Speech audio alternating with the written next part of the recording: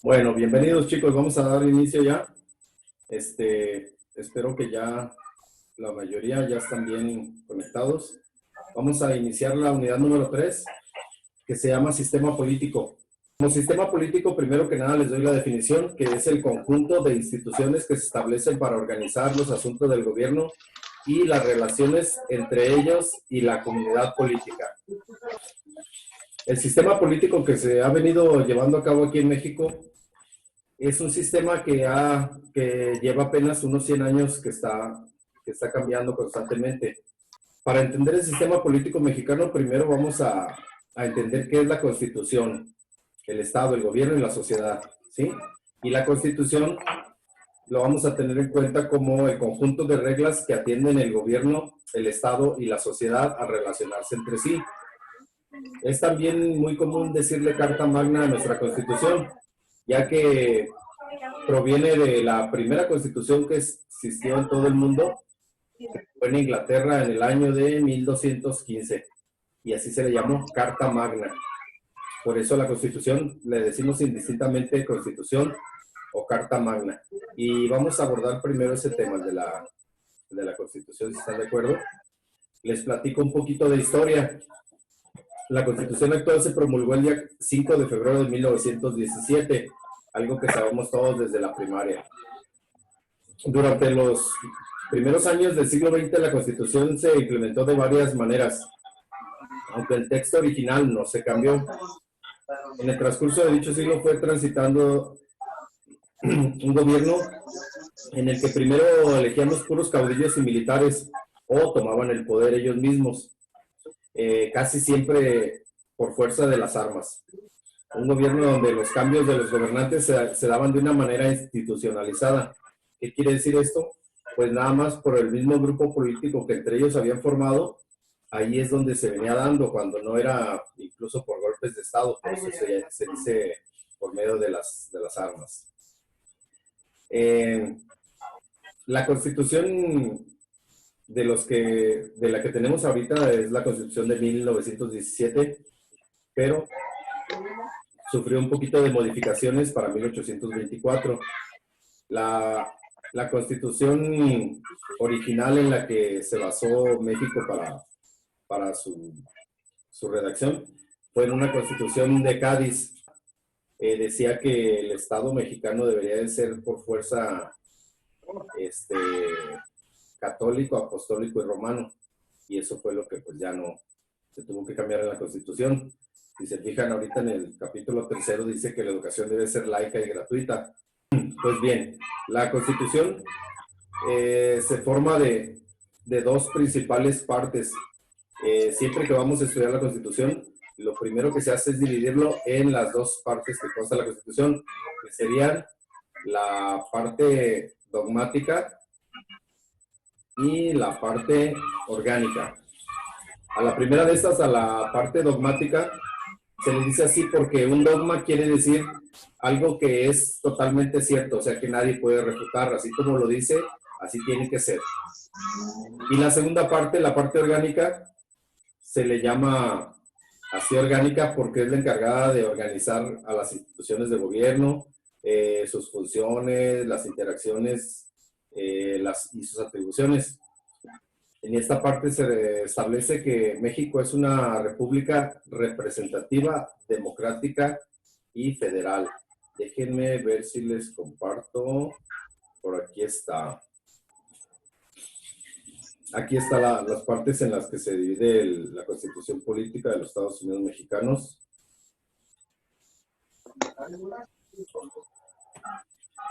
Y también en 1857 dice que sufrió unos cambios, como podemos ver aquí en la pantalla que les pongo. Bienvenido, Pablo. Hasta quedar como es hoy, también es de orden rígido. Se le llama a nuestra Constitución un tipo de Constitución de orden rígido porque para modificarse necesita una votación de mayoría calificada. En ambas cámaras, ¿qué quiere decir una mayoría calificada? Quiere decir cuando una votación ganan 2/3 partes, ya con eso se llama mayoría calificada. Pero aparte de esa mayoría calificada de los que votan, va a tener también una partecita ahí en la que tiene que reunir al menos la mitad de los estados. También, si no se reúne la mitad de los estados, igual alguna ley que sea promulgado o algo, pues también no va a poder subsistir. Y ese es lo que se le llama una constitución rígida. Hay constituciones que de repente no necesitan tanto de estarse modificando como la de Estados Unidos.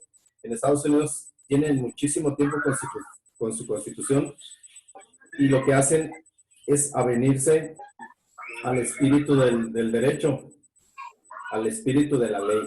¿Qué quiere decir esto? Que cuando vemos que algo es notoriamente antijurídico, un delito es algo antijurídico, sí, va en contra de las reglas, en contra de nuestra Constitución y de cualquier país, entonces lo defiende ese espíritu de la ley. De hecho, en lugares como España, Corea del Sur y Estados Unidos podrías ganar un juicio cuando eres abogado sin invocar una sola ley, debido y gracias a ese espíritu de la ley. ¿Sí? Aquí no, aquí es un poquito más diferente. En cada juicio, que ya son orales la mayoría, tienes que invocar la ley para que se te haga válida. El juez ve y dice, ok, ha invocado esta ley y así lo vamos a continuar por ese lado. Ok. Ha sufrido nuestra Constitución también bastantes modificaciones y en la ley también existen leyes reglamentarias de artículos. ¿Qué quiere decir esto? Que cuando alguna ley se hace muy extensa, se forma alguna ley reglamentaria, como serían los casos de Código 27, recién reformado, el artículo 123, la ley de amparo, y etcétera. Algunas así como, por ejemplo, también en las fiscales se da mucho eso. Nuestra siguiente lámina es acerca de la estructura de la Constitución. Como les decía, se forma en dos grandes partes para su estudio. La primera parte es la parte dogmática, donde se establecen los derechos y obligaciones de los ciudadanos. Y en la parte orgánica, se le llama así porque organiza las instituciones de gobierno, sus funciones y sus atribuciones. Además, se establece que México es una república, ya les había dicho, federal. Bueno, una república porque el poder no se concentra en un solo individuo, como les había platicado los casos de Roma y de Grecia, en la que la persona que estaba a la cabeza del poder, para que no ejerciera un poder ilimitado, se había creado la república, con un Senado en el cual los senadores ya pueden votar y tener un poquito de contrapeso para no permitir cosas demasiado exageradas por parte de una sola autoridad. Dice también que es federal, como vemos aquí. Los estados son libres y soberanos, pero están unidos en una nación. También es democrática, quiere decir que el pueblo elige a sus gobernantes. Esta palabra democrática proviene de sus raíces grecolatinas, quiere decir demos, que es pueblo, y kratos quiere decir poder, o sea que el poder estaría en manos del pueblo. También dice que es representativa, ya que los ciudadanos ejercen el poder a través de sus representantes. Se supone que, como todos sabemos, cuando elegimos a algún diputado es para que nos represente ante la Cámara de Diputados precisamente, y hagan valer nuestra voz, nuestros derechos a través de ellos. O sea, de los diputados, son los que nos representan, supuestamente. Y también se establece que la división de poderes es en poder ejecutivo, legislativo y judicial. Vamos a ver más de la Constitución.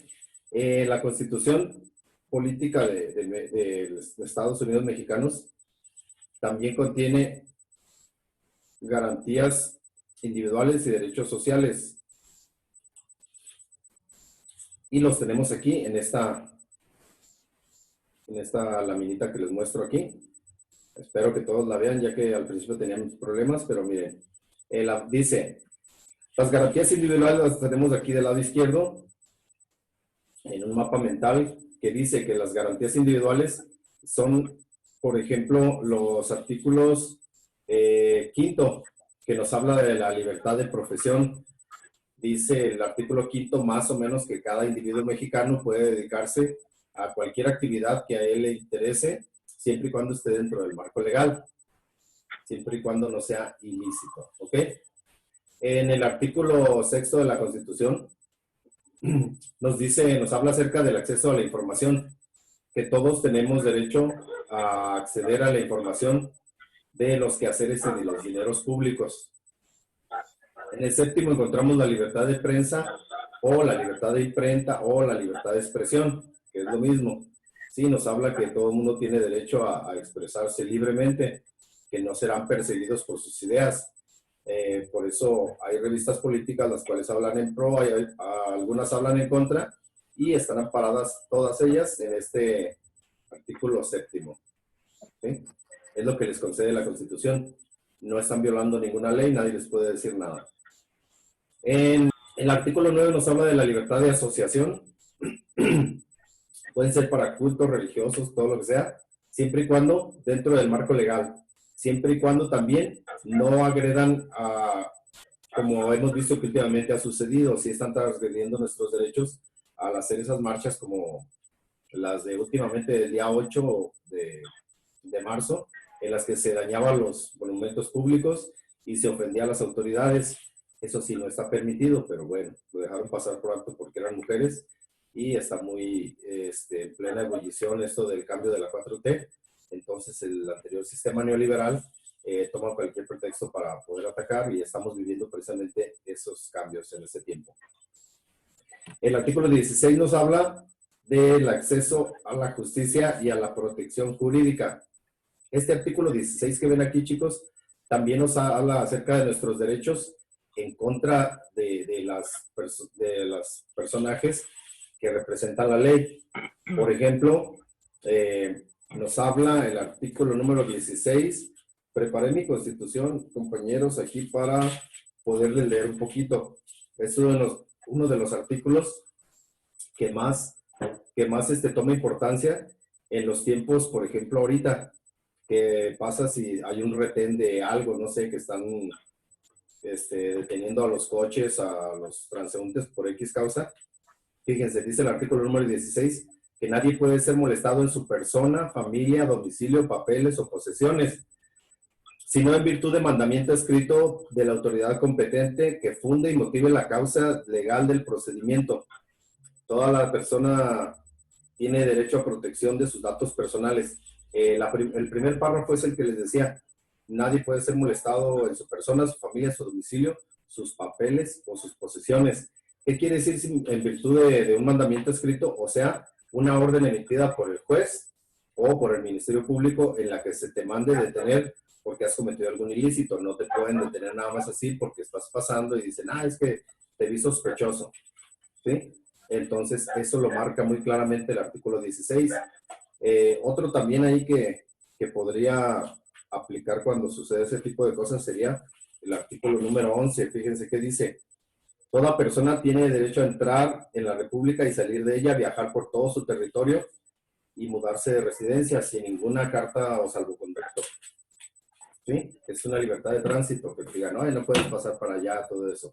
O que te detengan, espérame, estás violando mi artículo 11 de la Constitución y el 16 a la vez.